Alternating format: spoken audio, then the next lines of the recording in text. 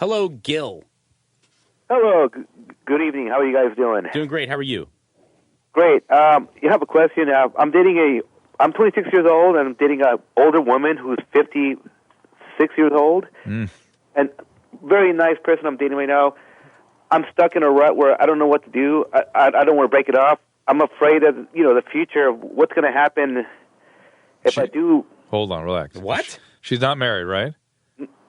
No, her husband died like 5 years ago. Okay, and Cancer. you don't want to break it off because you're fearful of what will happen to you or to her? The relationship, Yeah, if you break it off, If you break up, the relationship will be over, right? Yes. Well, exactly. The thing is that I love her so much that, what I'm trying to say is that the outcome of it, like in 25 years, she's going to be, 75 years old. I'm going to be 35 years old. No, she's going to be 80. Yes. Yeah. Yeah. Right. It's not a long-term, it's not a likely long-term situation, right? Yeah. Right. So eventually you got to break it off. Sounds like it's fun in the meantime. Sounds like you guys are very compatible. But the age difference is two entirely different stages of life. But Exactly. that's a whole different issue than you being worried about what's going to happen when you do break up. She'll be all right. Are you worried about her or yourself? Both. What are you worried about? I don't understand.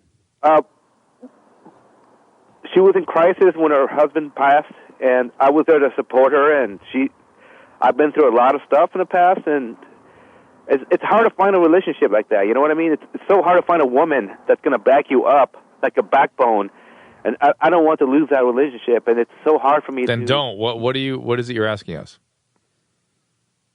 The thing is that, what, do you think break it off? Nope, Yes. I didn't say that. I do.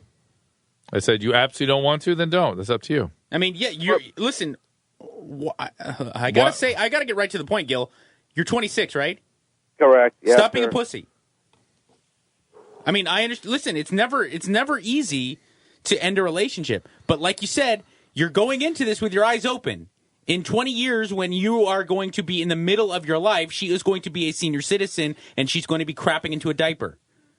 So, and if you want I'm to not be, making a joke. yeah, dude. if you want to be a caretaker and not have a family, then fine, stay with it. If kids Yeah. and all that stuff doesn't interest you, then stay with She her.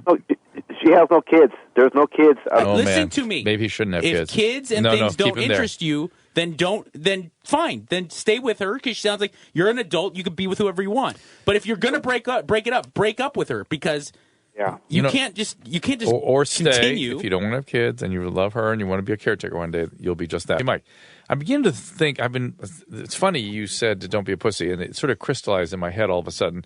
Something I've been kind of ruminating about for a while, which is that with everyone so inside-oriented and sort of wanting to understand motivation stuff, that's all great, and you need to do that to make change. But at a certain point, don't be a pussy. be a man. Yeah. Don't be a pussy. That we sort of lost that a little bit. Like, I think well, I was thinking about it when our guest from last Thursday, what's his name, Johansson. Paul Johansson. Paul Johansson from Mad Men, and his character is a little bit. Yeah. They're a little too much into the hey, just be a man. Yeah, It's gross. But I thought we've lost it completely now. It's like don't be a pussy. Step up, do your thing, be an adult, be a man. Of course, woman. everyone understands that it's great to be cognizant of your feelings and to be aware of everyone else's No, feelings. understand the motivation, But at know what you're dealing with, all that important. But then don't be a But pussy. at some point, you have to realize that a lot of the valuable things you do in your life are going to be very uncomfortable, and you just got to do it. Well, I was thinking about program. So a lot of the recovery program for addicts and alcoholics, involves somebody going, hey, dude, stop. Yeah, stop it. Stop it. And by the way, sit down here, shut up, and when you go out in the world and have to make amends, don't be a pussy. Just do There's it a right. lot of equivocating that can go on when you get wily in the program, and that happens to even the best of people in recovery. And then it's great. It's really valuable Wily? when someone gets a hold of you and goes, hey, that's Too nice. much. That's Yeah. really sunshiny that you think that way. Right. Stop it, Yeah. puss. Yeah. And we need a bigger dose of that. I'll never forget a real lifer. When I say lifer, I don't mean lifer like in the program. I mean lifer he served near his entire life in prison. He was a Pachuco, a real deal gangbanger from the 50s. He was probably in his 70s, covered in tattoos, just a grizzled, badass gangbanger that grew up on the streets, had nothing. No, he had never had anybody hand him anything. And he was speaking, and I hate to, again, talk about certain things. He was speaking. Yeah. Yes. And he was saying, look, I grew up around guys who'd like to prove how tough they were, and I spent most of my life in prison where, machismo and posturing is very important. And I've always said, if you really want to prove that you're tough, then just shut your mouth and get the job done. And that a lot of that has to do with. And since we had Tate and what's his name? What's Tate's partner's name? Oh, Keith Jardine. Keith Jardine in here. I started looking more also at the dudes they have playing bad guys in films and TV stuff. American Crime tonight, they had a guy had tats over every inch of him, and he was good, really good. Why doesn't Jason supplement his income that way? He could. You know why? You know why? Because he would not be able to just keep his mouth shut on the set. Like if his role was just to show up for one scene and get beat up, he'd be like, "Nah, mate, nah. This is where I rappel off the building, mate." Hello, Chris. Hey, what's up, guys? You live. Hey, so I just had a quick question. I want to get some advice on whenever I'm done hanging out with my friends. It's not just one friend in particular, but it could be us hanging out as a group or just one of them. The moment I leave them and I come back home, I feel really depressed. And I kind of just wanted to know where that's coming from or how I don't know. It would be impossible for us to say specifically. Only you know what history you attach to that experience of leaving a group of friends. But it's, a lot of us have experiences like that where certain things trigger ancient feelings. I know my thing like that is when a vacation ends.